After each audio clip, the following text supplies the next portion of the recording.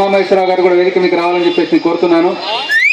అలాగే ఆంధ్రప్రదేశ్ గ్రామ సేవకుల సంఘం రాష్ట్ర ప్రధాన కార్యదర్శి ఒంగూరు రాములు గారిని వేదిక మీకు రావాలని చెప్పేసి కోరుతున్నాను. అట్లాగే United medical and health employees regular employees union రాష్ట్ర అధ్యక్ష కార్యదర్శులు యాదవ్ నాయక్ బలరాం వచ్చిన్నారు. వారిని కూడా వేదిక మీకు రావాలని చెప్పేసి నేను కోరుతున్నాను. అలాగే అన్ని జిల్లాల నుంచి అధ్యక్షులు కార్యదర్శులు వీరందరూ చాలా మంది నాయకులు కూడా వచ్చిన్నారు. అందరినీ వేదిక మీదకి పిలవటం సాధ్యం కాదు కాబట్టి మన ప్రధాన నాయకులందరూ కూడా ఇచ్చేటువంటి ప్రసంగం నిర్వహించాలని చెప్పేసి ఈరోజు ఉద్యోగులుగా గత 5-6 సంవత్సరాలుగా మనం రాష్ట్ర ప్రభుత్వాన్ని కూడా కోరుతా ఉన్నాం. అయినా కాంగ్రెస్ ప్రభుత్వం ఈ యొక్క సేవల్ని ప్రభుత్వ యొక్క పథకాల్ని నీరు గార్చడం ఎలాంటి పద్ధతిలోనే వ్యవహరిస్తున్నటువంటిది కూడా మీకు అందరు కూడా తెలుసు. అయితే ఉద్యోగులుగా మనం చేస్తున్నటువంటి సేవలకు తగిన ప్రతిఫలం కావాలని చెప్పేసి ఈ రాష్ట్ర ప్రభుత్వం ముందు కొన్ని డిమాండ్లు జనవరి నెలలో పెట్టడం జరిగింది. ఆ ప్రధానమైన డిమాండ్స్ లో ఒకటి, పెరుగుతున్న ధరలకు అనుగుణంగా కనీస వేతనాన్ని పెంచాలని చెప్పేసి మనం అడుగుతా ఉన్నాం. ఇప్పుడు దాదాపుగా మినిమం గా ఈరోజు ఉన్నటువంటి ఎంప్లాయీస్ అందరికీ ఈఎంటీలకు పైలట్లకు యావరేజ్ గా 8,000 రూపాయలు వస్తున్నాయని చెప్పేసి జీవీకే మేనేజ్మెంట్ లేబర్ డిపార్ట్మెంట్ ముందు చెప్పడం జరిగింది. కాబట్టి 8,000 రూపాయలు 12 గంటల పాటు పనిచేయాల్సిన పరిస్థితిలో బతకలేము కాబట్టి, కుటుంబాన్ని పోషించుకోలేము కాబట్టి వేతనాల్ని పెంచాలి, కనీసం 15,000 రూపాయలకు పెంచాలని చెప్పేసి ఈరోజు మనం డిమాండ్ చేస్తా ఉన్నాం. ఆ 15,000 రూపాయలు కూడా చాలా న్యాయబద్ధంగానే ఈ రాష్ట్ర ప్రభుత్వం వేసినటువంటి పిఆర్సీకి ఈ రాష్ట్రంలో ఉన్నటువంటి AP NGO association, TNGO association, ఉద్యోగ ఉపాధ్యాయ కార్మిక సంఘాలన్నీ కూడా రాష్ట్ర పిఆర్సీకి సమర్పించినటువంటి ఈ యొక్క నివేదికల్లో కనీసం 15,000 రూపాయలని చెప్పేసి అందరూ డిమాండ్ చేయడం జరిగింది.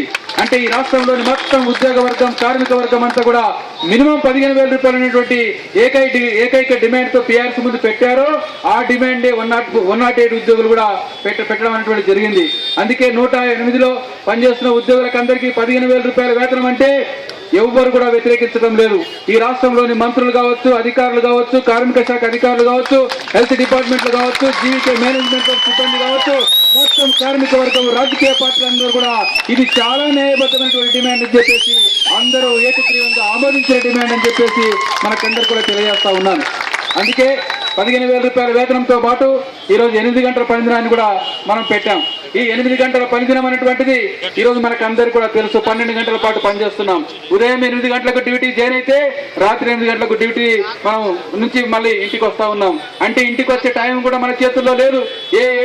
7 గంటల 50 నిమిషాలకు కేసు వస్తే ఆ తీసుకొని వెళ్ళి స్పాట్కి వెళ్ళి తీసుకొని హాస్పిటల్కి పోయి మొత్తం హ్యాండ్ ఓవర్ చేసి మళ్ళీ ఇంటికి చేరుకోవాలంటే రాత్రి 10-11 అవుతా ఉన్నది. అంటే ఉదయం ఇంట్లోంచి 6 గంటలకు బయలుదేరాలి, రాత్రి 10 గంటలకు ఇంటికి రావాల్సి ఉంటుంది. అంటే 16 గంటల పాటు ఈ రోజు రాష్ట్ర ప్రభుత్వానికి జీవీకే మేనేజ్మెంట్ కు 108 సిబ్బంది వెట్టి చాకిరీ చేస్తున్నటువంటి విషయాన్ని కూడా మన ప్రభుత్వం దృష్టికి తీసుకురావడం జరిగింది. అందుకే కార్మిక చట్టాల ప్రకారంగా 8 గంటల పనిదినాన్ని అమలు చేయాలి. 8 గంటలు కాకుండా మేము 12 గంటలు పని చేయడంతో సిద్ధంగా ఉన్నాము. అయితే అదనంగా ఇచ్చేటువంటి 4 గంటలకు ఈరోజు కార్మిక చట్టాల ప్రకారంగా డబుల్ వేతనం ఇవ్వాలని చెప్పేసి ఈరోజు మనం డిమాండ్ చేస్తా ఉన్నాం. కాబట్టి డబుల్ వేతనం ఇవ్వడం కుదరదంటున్నది మేనేజ్మెంట్. 8 గంటలు సాధ్యం కాదని చెప్పేసి చెప్తా ఉన్నారు. మరి వాళ్ళందరూ నేను చివరిలో కొన్ని విషయాలు చెప్తాను, చర్చల సారాంశాలు అవన్నీ కూడా. ఏమైనా ప్రధానమైనటువంటి రాజకీయ పార్టీల నేతలందరూ కూడా వచ్చి ఉన్నారు, మరి వారి యొక్క మద్దతు మనం తీసుకోవాల్సి ఉంటుంది. ఈ 2 ప్రధాన డిమాండ్సే కాకుండా మేనేజ్మెంట్ చాలా దుర్మార్గంగా వ్యవహరిస్తా ఉన్నది. జీవీకే ఈఎంఆర్ఏ సంస్థ ఈ రాష్ట్ర ప్రభుత్వాన్ని తన యొక్క జాగిరిగా ఈరోజు భావిస్తా ఉన్నది. ఈ రాష్ట్రాన్ని తన జాగిరిగా భావిస్తా ఉన్నది. కాబట్టి మొత్తం చట్టాలను తుంగలు దొక్కుతూ ప్రశ్నించిన ఉద్యోగుల్ని ఈ రోజు అనేక రకాల ఇబ్బందులు పెడతా ఉన్నది. ఈ రోజు మన యూనియన్ యొక్క రాష్ట్ర అధ్యక్షులు అప్పిరెడ్డి ఇక్కడ ఉన్నాడు. గత 2 నెలల పాటుగా డిస్మిస్ ఈరోజు టర్మినేషన్ అయి ఉన్నాడు. కారణం ఏమిటంటే 2012వ సంవత్సరంలో ఈరోజు ఒక తోటి ఎంప్లాయీతోన 1000 రూపాయలు బస్ ఛార్జీలు తీసుకొని వచ్చినందుకు నువ్వు లంచం తీసుకున్నావు అని చెప్పేసి ఈరోజు సస్పెండ్ చేసిన పరిస్థితి మనం చూస్తా ఉన్నాం. అంటే ఇంత కింద అన్యాయం ఏమైనా ఉందా? రాష్ట్ర మీటింగ్ హైదరాబాద్ కు హెడ్ క్వార్టర్ రావడానికి తోటి ఎంప్లాయీతో బస్ ఛార్జీలు తెచ్చుకున్నందుకు ఆయనతో విషయం కనుక్కొని ఇదిగో మా ఎంప్లాయీని మిస్యూజ్ చేశామని చెప్పేసి నోటీస్ ఇచ్చారు.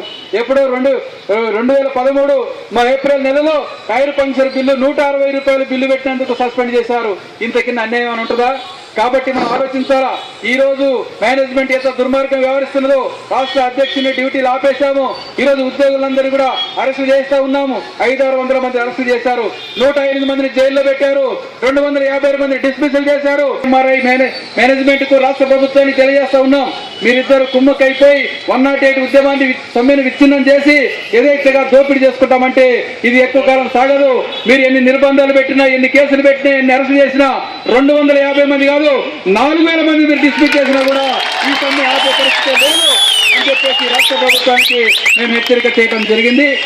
అయితే ఈ నేపథ్యంలో ఇప్పటికీ మొండిగా వ్యవహరిస్తున్నారు. ముఖ్యమంత్రి గారు మాట్లాడడం లేదు, మంత్రి గారు మాట్లాడడం లేదు, కార్మిక శాఖ చేతులెత్తేస్తా ఉన్నది, హెల్త్ డిపార్ట్మెంట్ డబ్బులు ఇచ్చే వాళ్ళని పట్టించుకోవడం లేదు. ఈ పరిస్థితిలో మన సమ్మెను కొనసాగించడం తప్ప ఇంకొక మార్గం లేదని చెప్పేసి ఈరోజు 20 రోజులుగా సమ్మె చేస్తా ఉన్నాం. ఈ సమ్మె సందర్భంగా ఈ రోజు బ్రహ్మాండమైనటువంటి ర్యాలీ నిర్వహించాం. ఈ ధర్నా కార్యక్రమాన్ని కొనసాగిస్తా ఉన్నాం. ఈ ధర్నా సందర్భంగా అయిన రాష్ట్ర ప్రభుత్వం కళ్ళు తెరిచి మన చర్చలకు పిలిచి సమస్యలు పరిష్కారం చేయాలని చెప్పి సందర్భంగా రాష్ట్ర ప్రభుత్వాన్ని నేను డిమాండ్ చేస్తా ఉన్నాను.